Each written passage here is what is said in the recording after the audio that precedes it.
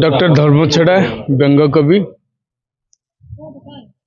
आजिकल जहाँ लेखा होची सबु समाज सचेतनता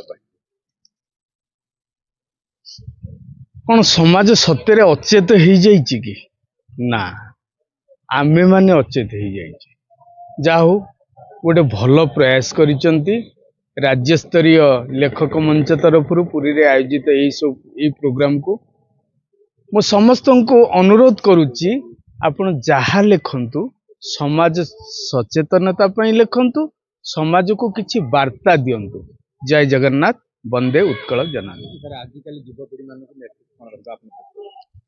युवपीढ़ी माने तो प्रकृत रे कहले आपण जमिति बूम धरिचंती युवपीढ़ी हाथ में सेमती मोबाइल अच्छी बर्तमान समाज रे आउ साहित्य छपा होनी बही कई किणु ना प्रथम कथा कहिबी समस्ते बही किणंतु बही पढ़ंतु तापर लेखंतु जड़े भल पाठक हेले जड़े भल लेखक हो पारिबो। जेपर्यंत भल पाठक हैनी से पर्यंत भल लेखक हो पारिबनी कि समाज पई तार किछि वार्ता रहिबनी।